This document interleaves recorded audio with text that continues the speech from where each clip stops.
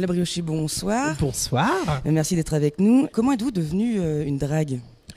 Moi, en fait, j'ai découvert vraiment le drag tel qu'on le connaît aujourd'hui grâce à RuPaul's Drag Race. Moi, c'est une amie qui était fan du programme, qui m'a dit je te connais, toi qui aimes l'art et tout, regarde, ça devrait te parler, ça devrait te plaire. Effectivement, ça m'a beaucoup parlé, ça m'a beaucoup plu, au point que je me suis dit, waouh, toute cette liberté dans cet art. En fait, je crois que ce qui m'a vraiment plu, en fait, c'était le fait qu'on maîtrisait son personnage de A à Z, et surtout qu'on le créait, qu'on en faisait ce qu'on voulait. J'aime beaucoup me dire en fait que je suis ma propre metteuse en scène en fait avec La Briochée, et j'adore cette liberté-là. Et en fait, ça a démarré comme ça, quoi. Et comment t'es venu le personnage de La Briochée? Alors au départ, je m'appelais pas La Briochée. La Briochée, elle est venue plus tard.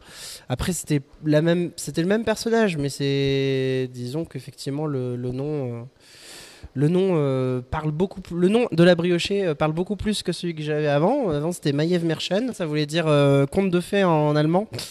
Et Maiev, c'est mon nom de chanteuse depuis bientôt 10 ans en fait maintenant. Donc j'ai voulu le garder à la base en me disant que les gens qui me connaissaient déjà en tant que chanteuse vont me suivre sur mon activité drague. Finalement pas du tout.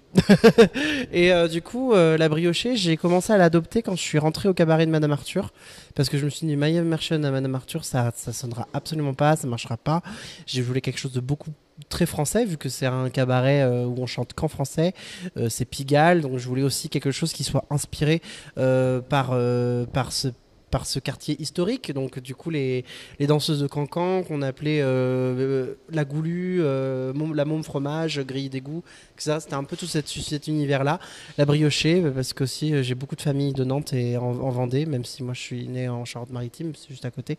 Et donc du coup la gage vendéenne a été aussi un petit déjeuner pendant toute mon enfance. Donc du coup tout ce petit mélange ça donnait La Briochée. Puis au moins dans le monde entier tout le monde sait ce que c'est qu'une brioche. Donc du coup voilà. Quelle est la place des femmes et des femmes trans dans le drag? En fait, la place des femmes et la place des femmes trans dans le drag, elle a toujours été là. C'est toujours été présent. Bambi elle-même disait qu'à l'époque du cabaret de Madame Arthur, donc dans les années 50 et 60, il y avait déjà des femmes en fait qui montaient sur scène et qui se prêtaient justement au costume, du travestissement, du travesti, du genre, etc. Donc en fait, on a toujours été là, mais comme d'habitude, les femmes sont toujours invisibilisées par rapport aux hommes. Donc du coup, on a tendance à nous faire croire en fait qu'on débarque en fait dans cet art seulement récemment, alors que pas du tout. Voilà, on rappelle quand même que les émeutes de Stonewall, ce sont quand même deux femmes trans et drag queen qui étaient à la tête quand même de ce mouvement. Donc en fait, on a toujours fait partie de cette histoire-là. Donc il est temps en fait qu'on nous redonne cette place, qu'on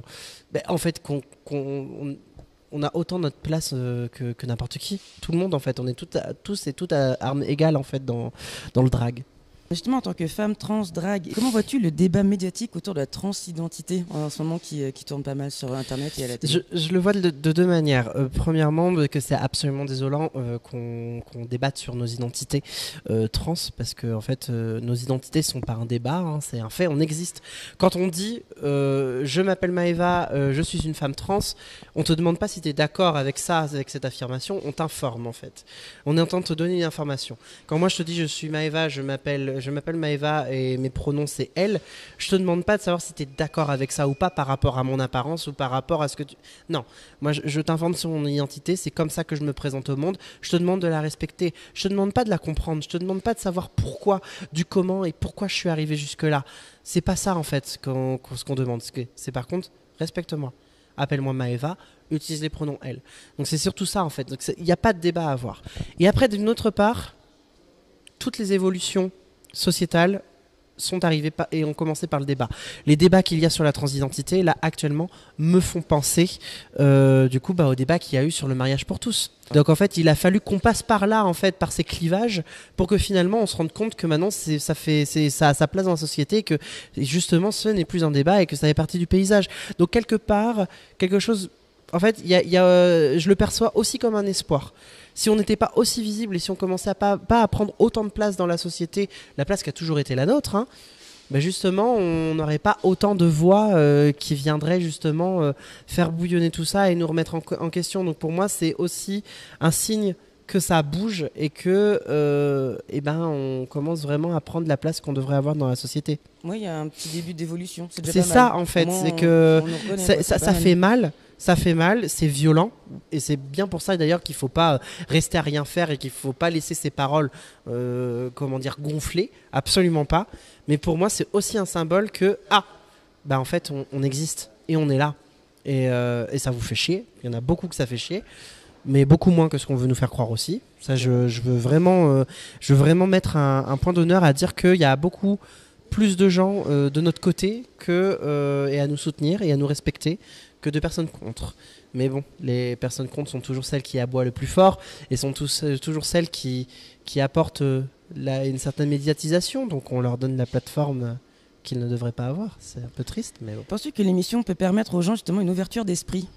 Ah ben nous on est en train de changer. Enfin, cette émission on a changé un peu la face de la France.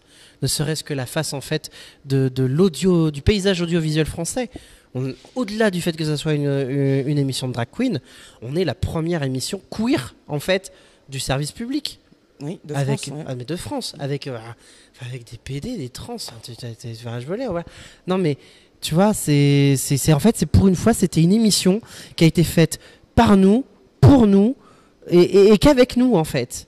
Ça n'a pas été pris par des personnes cis-hétéronormées en fait qui ont senti le bon filon, qui ont se dit tiens on va exploiter le bordel. Non, pas du tout. Ça a été fait avec que des personnes queer, c'est la famille quoi. Et je pense que du coup c'est ce qui fait que l'émission a été bien faite et ça s'est ressenti comme tel. Et comment vous avez fait pour postuler justement à Drag Race?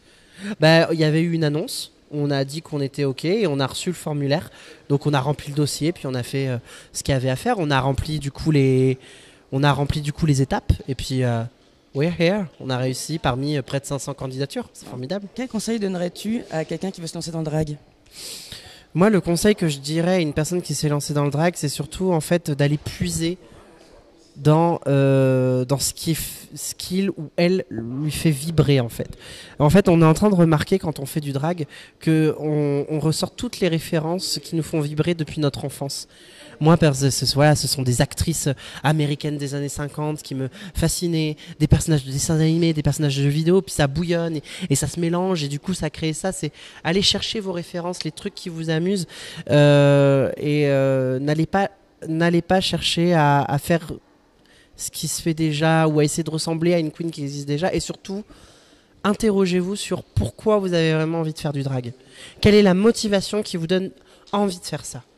Parce que si vous faites ça, entre guillemets, juste pour la hype ou pour l'argent, non, mais parfois, on peut avoir cette illusion, c'est la mode, donc on va y aller, ça va être plus facile. Alors que non, c'est pas ça, parce que vous allez vous prendre un mur déjà de toute manière. Parce que quand les choses sont pas faites sincèrement, de toute manière, on peut pas tromper les gens autour de nous. Donc faites-le, comme je dis, faites-le par envie, faites-le par amour. Amour du drag, mais amour pour vous, aussi envers vous-même. On berce en fait des choses qui sont au fond de nous. Et qu'on fait ressurgir de manière artistique pour les proposer aux gens. Je pense au fait que d'être drag, c'est se dévoiler aux gens. Et c'est pas dresser un mur avec les autres